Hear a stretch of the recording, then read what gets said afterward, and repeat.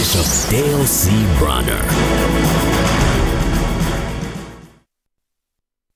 As trouble and trials increase in my life, so increases God's consolation in my life. Consolation, say consolation. Consolation is the ministry of bringing comfort, cheer, and encouragement to others. It is the ministry of bringing comfort, cheer, and encouragement to others. And so as we go through trouble, the same God who has to comfort us also enables us to be able to comfort other people who are in any trouble. That tells us in essence that the stuff that you're going through is not about you. It's only that something is happening to you so that something can happen in you, so that something ultimately can happen through you. So that the same God who comforts you when you were in trouble now uses you to bring consolation, comfort, encouragement, and cheer to other folks who are in trouble. So when you've gone through difficulty, if you faced health challenges, if you faced relationship challenges, if you faced financial challenges, and you needed God to comfort you when you were about to lose your mind, when you couldn't sleep well at night, and the God of all comfort who comforts you now qualifies you to be able to speak comfort to others. I don't want to be comforted by somebody who's never been through anything. Don't tell me you know what it's like when your daddy dies and then somebody said, you know, I know how you feel. No, you don't. Yours is still living. I want somebody who's lost somebody close to them and whom God had to comfort. I want them to be able to speak comfort to me. I want somebody, a mother that has gone through having a baby out of wedlock and fearing what people would think about her and the struggle that she would endure in trying to raise a child all by herself, and then see somebody else who gets pregnant out of wedlock. Now she's qualified to speak consolation into the life of another person. I'm telling you, it's not all about you. It's about what God is qualifying ministry through you to be able to bring consolation into the lives of others. I want to be counseled by somebody who knows what it's like to invest money in something that goes belly up. And then when you lose money, that they can tell you it's not the end of the world. I know it may feel like the end of the world. I know you're mad. I know you thought thoughts not of suicide, but thoughts of murder. And I know that you really want to end somebody else's life, but now you begin to speak comfort into the life of another individual. See, it's not about you. It's not all about you. When Paul was beaten and he was in prison for the sake of the gospel, this is why Paul could say, I glory in my tribulations. You know why? Because Paul knew that that thing was not about him. He knew that it was about God doing something in him. And so he said in Philippians chapter 1 and verse 12, he said, the things that have happened to me have fallen out for the furtherance of the gospel. That word furtherance means to make the road longer. That the thing that I've been through, that God will use it to make the road longer. And that's what our grandparents went through, where they worked hard. They didn't even have money to go to college themselves, but they worked to send their children to college. And so that they could make the road further for another generation. So because they loved us and they wanted us to go farther than they had gone themselves. That's what true love does. They realize this is not about me, this is about my legacy. This is about my heritage. This is about seeing them go further than I was able to go myself. It is saying that the things that have happened to me, what I've gone through, what I have gathered, the experience that I have gathered, the wisdom that I have gathered, it is so that my grandchildren can go further than what I was able to go. That's what true love really does. It realizes that this thing is really not about me. And so I am convinced, I'm really convinced that when God does something in our life, that he is trying to teach us valuable lessons of humility. There's something that we learn over in Luke chapter 10. In Luke chapter 10, I want you to listen to this in verse 19 and verse 20. Now we've quoted Luke 19 a lot, where Jesus is speaking and said, behold, I give you authority to be able to trample on serpents and scorpions and over all the power of the enemy, and nothing shall by any means hurt you. But then listen what he says in verse 20. He says, nevertheless, do not rejoice in this. Don't rejoice in your authority, in what you can do in my name. But he says that the spirits are subject to you, but rather rejoice because your names are written in heaven. Now let me translate that to you in the برونر translation. It in essence teaches us, don't rejoice over what you can do for God, rejoice over what God has done for you. See, we rejoice over our right standing with God, not over our works. Don't rejoice over your works because it's not about you. We rejoice over what he has done on our behalf. That's why Jesus said in Matthew chapter 7 and verse 22 and 23, he said, and many will come to me saying, Lord, Lord, have we not prophesied in thy name? And in thy name cast out devils, and in thy name done many wonderful works. And then he says, I will profess unto them, I never knew you. Depart from me, you workers of iniquity. I don't even know you. It's not about what you can do, because it's not about you. It's about what he has done for you. So he says, don't rejoice that the demons are subject to you in my name. Rejoice because your names have been written in heaven, because of what I have done for you. If you're going to rejoice, rejoice over what I have done. Listen, this thing is about Jesus. Tell your neighbor, it's not all about you. It is not accidental that when God chose Moses to deliver the children of Israel out of Egypt, that Moses understood very, very clearly that it was not all about him. In fact, the Bible says in Numbers chapter 12 and verse 3, it says, now the man Moses was very humble, meek, more than all the men who were on the face of the earth. Now, that word meek or humble, it really simply means teachable. Moses was teachable. You don't want to deal with people in your lives that you cannot teach anything to. You know, that's what arrogance and pride and pompousness is all about. It's about a person being unteachable because they know everything. Touch your neighbor, say, I know that guy.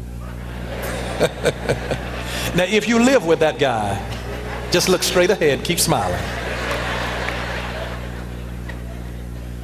An unteachable man is an unreachable man.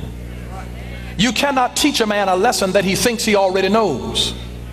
Meekness, though, is not weakness. Meekness is strength under control. God is really concerned with your being able to live your life under control. If a person is not meek or teachable because they think they know it all, then they're not going to be very teachable. So meekness is not weakness, it is strength under control. We ought to be strong individuals, but under control. Let me tell you this, it takes more strength to hold your tongue than to speak your mind. Just let me let you know that one. It takes greater strength to hold your tongue than it is to speak your mind. Anybody, and you can just get mad and just let it rip. I mean, y'all know how to do it with compound curse words. What takes greater strength is to be able to hold your tongue. It's to watch somebody else accuse you of something and to be like Jesus and not say a mumbling word in your defense. You know why Jesus was able to do that? Because God becomes the defender of those who refuse to defend themselves. And so he is our defender. But meekness is not weakness, it is strength that it comes under control. It is strength under control. But here's what real humility is about. Humility means recognizing that you are not God and it is not your job or responsibility to run the world. Now, I've seen side-by-side photos of presidents on the day of their inaugurations, and then the same president when he left office 4 years or 8 years later. The aging acceleration is drastic. Sometimes it almost looked like the person who comes out of office could have been the father of the one who went in. The aging is accelerated during that time because of the constant pressure and because of the genuine indispensability of the person and the awareness of the consequences of the mistakes that they can make. Those things wear a person down. But the Bible talks about Moses being the most meek man on the face of the earth. And understand that there were other meek people. There were meek shepherds, there were meek farmers, there were meek people who took trash out of the camp. But Moses was the meekest man because he realized this thing is not about me, it is about God. But Moses, because he was meek, he is contrasted as being just as vigorous at the end of his life at 120 years old as he was when God first summoned him at 40. So the Bible teaches that Moses' natural force was not abated. He had the strength of a 40-year-old when he was 120. You know why? Because he was not carrying the weight of the world on his shoulders, because he realized it's not about me. It's not all about me. It is not about me. But his secret was his humility. He realized that he was not God and that he was not responsible to run the world. He realized that the Israelites were God's people, not his.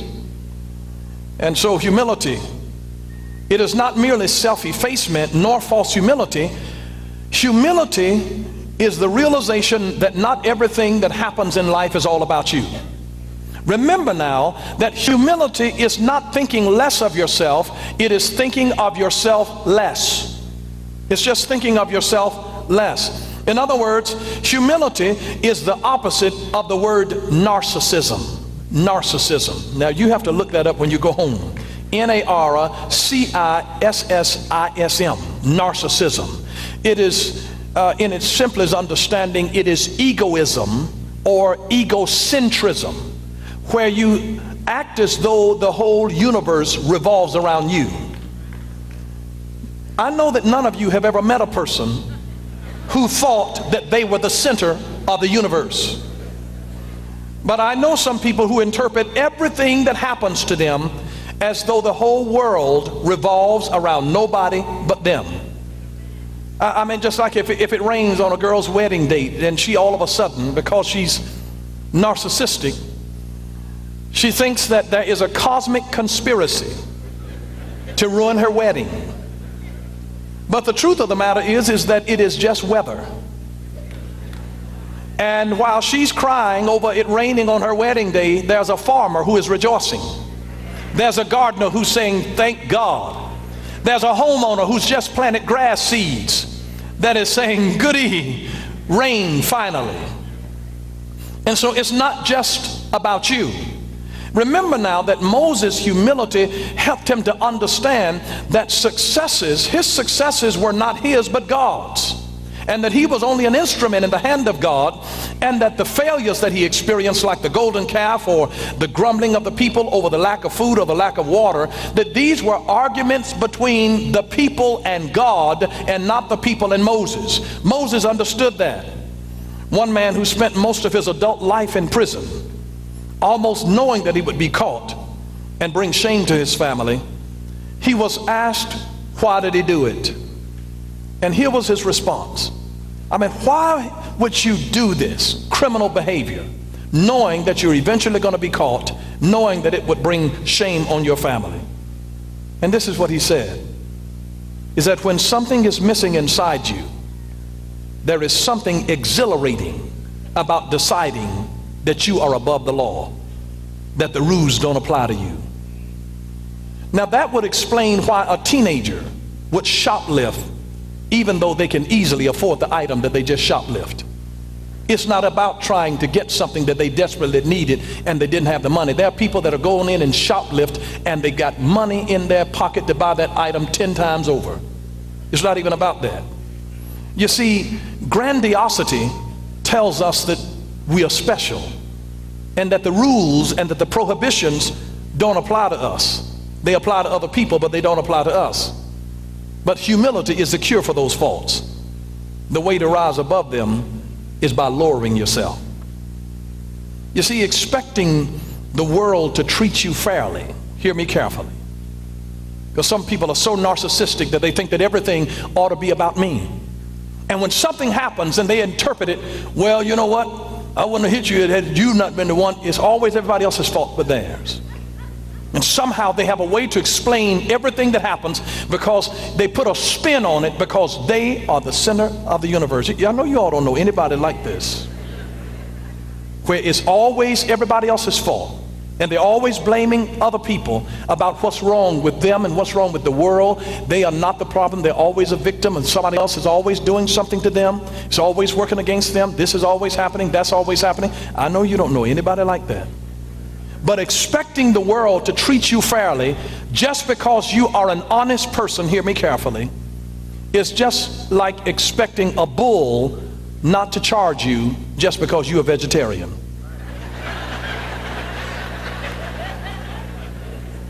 You have to be able to move on, just move on in life, and realize that God can do some exceptional things on your behalf if you'll just trust Him and realize it's not even about me. That the things that have happened to me have happened for the furtherance of the gospel. May I tell you that they are your troubles that are your resume. And until you have been through something, you're not even qualified to speak in my life.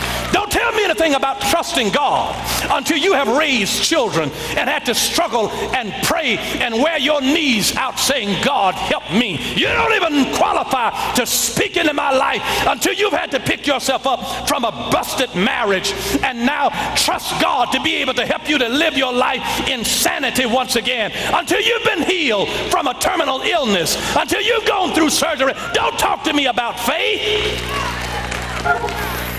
This thing is not about you. It is about qualifying you to be able to minister comfort and encouragement and bring cheer to somebody else. You'll be surprised how much God wants to use you if you'll get over yourself. Don't take yourself so seriously. You need to learn to look in the mirror from time to time and take a good laugh. It's not that serious.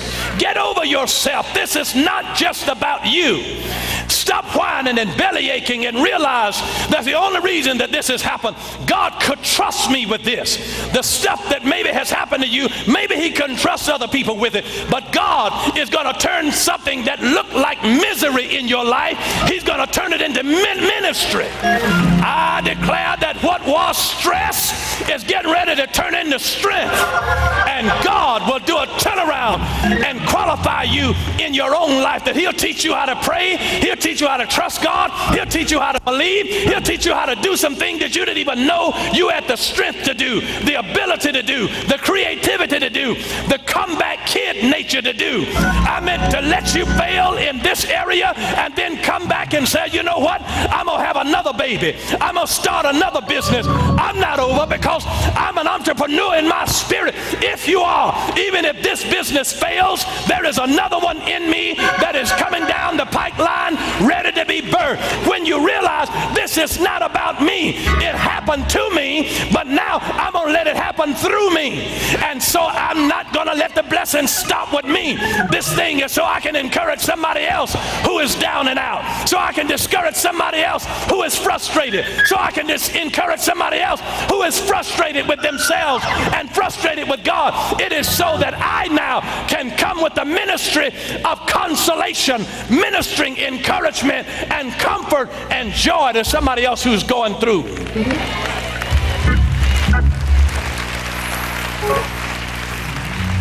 Touch your neighbor, say it's not all about you. My God, I cannot tell you what great things that God will do on your behalf when you have the right attitude. When you'll get off of your high horse and realize that I didn't come here to be served, I came here to serve. I'm just telling you, if you really want to be exalted, the way to be exalted is to humble yourself. If you really want to abound, the way to abound is to be abased. And when you learn to be able to take those steps and say, I'm coming down, and that's the way I actually go up. If I really want to gain, I do it by losing. You lose before you gain in the economy of God. In the economy of God, you have to abase yourself if you want to abound. You have to humble yourself if you want to be exalted. And you'll be surprised what God can and will do for you if you just humble yourself. Just on Friday night, I was invited to a private meeting with a real rich man.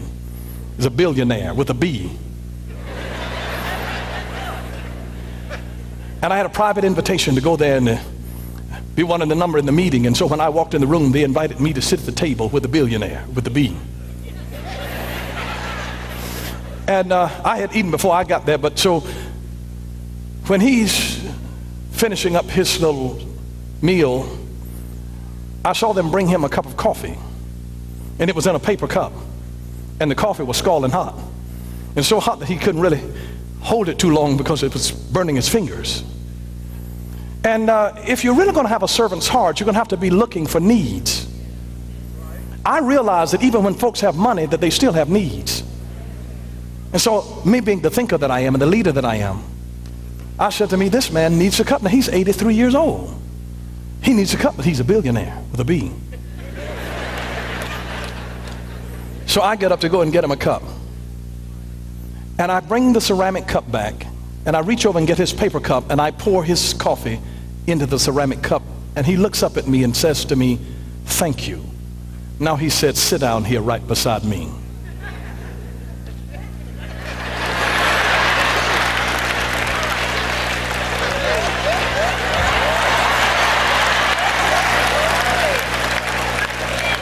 And the billionaire begins to talk to me about personal things, about his own family, and share with me secrets that I couldn't have paid to be able to learn.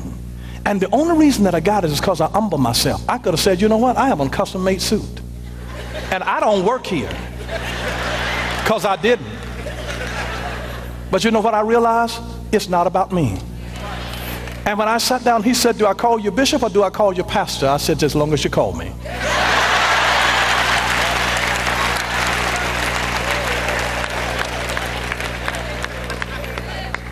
But may I tell you, I didn't go there with an agenda. I didn't go to try to get anything from him. I wasn't trying to get anything from him. I didn't need anything from him. You know why? Because a billionaire with a B is not my source. But I tell you one thing that I was not going to do. I was not going to let the opportunity to drink from his wisdom and his experience. And one of the first things that he said to me, he said, you know, I didn't go to college. But he said, I want every one of my grandchildren to go. He says, now I know what I missed. And he said, the only reason that I didn't go because I had teachers that told me, he said, every teacher of mine told me I was not college material. I said, it's all right now. There. But I do want you to know that I had an opportunity to sit and dine and drink privately from the wisdom of a billionaire just 2 days ago because I humbled myself. Took on the form of a servant. Didn't matter about a title. Didn't need a title. Wasn't there for a title. I'd rather take the title of servant because he that's going to be greatest in the kingdom will become the servant of all. And I want to encourage you to stop looking for titles and positions and start looking for places to serve. I declare to you that if you'll look for a place, if you'll be like the woman that washed Jesus' feet with her tears and dried it with her hair, if you will ever get at his feet and meet a need, feet are emblematic of needs. If you'll ever get and meet the feet, I had to just look at a billionaire and find a need, and I just saw that the need, and nobody else, the need was there, but I was the only one who saw it. People professionally trained to serve didn't see it. Folks older than I around him didn't see it, but I saw it. And when I saw the need and met the need, the treasure of his heart opened to me, and he talked to me as though I were his son, even though we are not the same race. I didn't pick up 1 ounce of racism. He's secure in who he is and has a desire to be a blessing to others. And I just want you to know that whenever you'll take the low place and say, you know what? I didn't come here to be served. I came here to serve. Something will happen in your life. God will open doors. You'll be surprised where your service can get you seated. I didn't just go there and take a seat. I was asked to sit by the billionaire. You know why? Because I served. And it was my service that opened up a door of opportunity in my life. And Jesus made no reputation for himself. Took on the form of a servant. And right now, guess where he got? As a result of not trying to make a name for himself. God says, I'm going to give you a name above every name. That at your name that every knee is going to have to bow. And he said, Jesus, because you became a servant of all, take a seat. I want you to sit at my right hand. And he was invited to sit at the right hand because he was a servant. May I tell you this? It's not about you. It's about God ministering through you to meet needs that are all around you. And you don't ever know who is watching and looking to see needs that can be met. Don't look in amazement because I wasn't there oohing and ahhing over a person. It wasn't money that fascinates me. I was more fascinated by his spirit of humility and simplicity. And I declare to you that if you really want the things to work for you in the economy of God, it must go according to his ways, where the way up is down and the way to empowerment is through service. It is saying, God, I want you to use me for your glory, that I didn't come here for myself. This is not about me, even if I don't ever get to do it. But if I can make the road longer for somebody else, if I can make it better for folks that have to come after me. If you go through a tragedy, you want to work so that nobody else will have to go through the same kind of tragedy that you went through. That's the way that organizations like Mothers Against Drunk Drivers happen, because somebody lost a child through that, and through their pain they became a comfort to others. Because somebody else had breast cancer, they started researching support groups to help other folks that were going through that, and out of their pain comes ministry to try to help other folks, because you know that it almost killed you. And you didn't want anybody else to feel the way that you had been made to feel. And it was your way of saying that I wouldn't wish this on my worst enemy. And I'm just here to tell you that when you understand that it's not about you, it's about God, God will tell you to do things that you don't even feel adequately prepared to do. But just remember, it's not about you. It's about what God can do through you. Thank you for watching Power for Living with Bishop Dale C. Bronner. Until next time, God bless you.